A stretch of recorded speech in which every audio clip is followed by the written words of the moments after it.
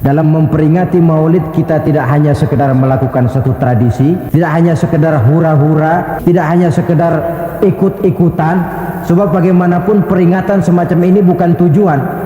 Ini cuma sekedar alat.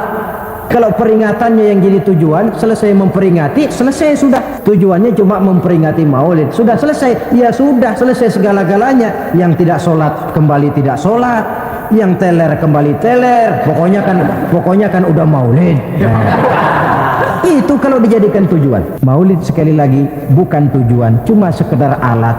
Tujuan kita diantaranya mencari identitas, menyesuaikan diri sebagai seorang pengikut dengan Rasulullah yang kita ikuti itu. Suatu umat hanya akan berwibawa, hanya akan dihitung dan dipandang orang kalau dia tegak dengan identitasnya. Kalau macan sudah kehilangan sifat galaknya, orang tidak takut lagi kepada macan. Dan kalau kambing sudah kehilangan sifat jinaknya, banyak orang takut miara kambing. Kalau umat Islam sudah kehilangan identitasnya, dia akan menjadi umat yang kehilangan wibawa dan tidak pernah ditakuti oleh musuh-musuhnya. Seenaknya saja orang mengacak-acak kehidupan kita sebagai umat kalau tidak punya identitas. Yang kedua, kesimpulan yang kedua, identitas itu bisa kita ringkaskan. Pertama, tegak dengan keyakinan inna dina indallahil Islam. Menumbuhkan fanatisme agama dalam arti berpegang teguh kepada agama, menempatkan toleransi pada tempatnya yang wajar, tidak mencampur adukan semua agama, tegas di dalam mempertahankan akidah. Kemudian yang ketiga, perlu menegakkan solidaritas sosial yang bersifat reflektif untuk menegakkan wibawa kita sebagai umat, supaya potensi dari umat yang mayoritas ini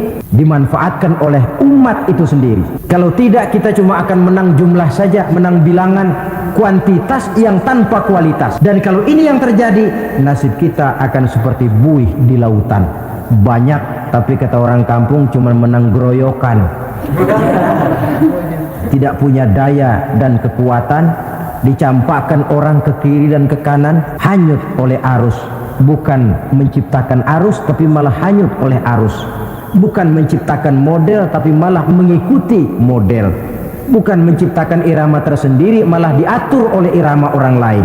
Ini yang menyebabkan ironi. Tegaklah dengan kesatuan dan persatuan, dengan lebih memperbanyak mencari titik-titik persamaan dan bukan memperbesar titik-titik perbedaan. Yang keempat, rukuk dan sujud sebagai sandaran vertikal kepada Allah. Selama kita umat ini masih rajin rukuk dan sujud, selama itu pula nilai optimisme masih ada dalam jiwa dan diri kita. Ya Allah, persilahkan orang memperlakukan kami sesuka hatinya, tapi kami yakin ya Allah, Engkau tidak akan mendiamkan. Satu saat pertolonganmu mesti datang.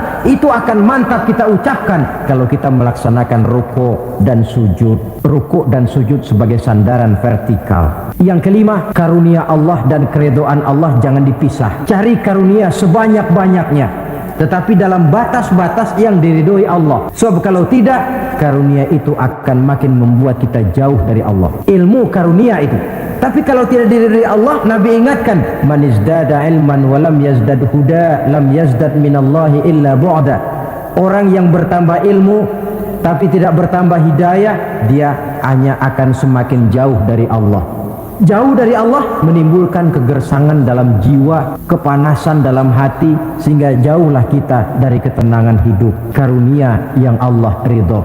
Dan Islam melarang umatnya untuk berpangku tangan menunggu keajaiban dari langit. Berusaha, berikhtiar, berdoa, lalu bertawakal kepadanya. Yang terakhir, hendaknya ibadah yang kita kerjakan dievaluir, ditinjau kembali. Apa pengaruhnya dalam kehidupan kita? Sebab setelah selesai melaksanakan suatu ibadah, hendaknya nilai ajaran yang terkandung dalam ibadah itu bisa kita terjemahkan dalam kehidupan kita, sehingga gerak kita dalam solat dengan tingkah laku kita di luar solat ada kesinambungan. Gerak kita di dalam bulan Ramadan dengan tingkah laku kita di luar Ramadan ada kesinambungan. Namanya ibadah yang kita kerjakan ada pengaruhnya dalam memperbaiki kehidupan kita. Dengan satu prinsip, ibadah itu kita kerjakan adalah kemanfaatannya kembali kepada kehidupan kita. Mudah-mudahan 5 identitas ini Allah berikan kekuatan untuk bisa kita tegakkan dalam diri kita masing-masing,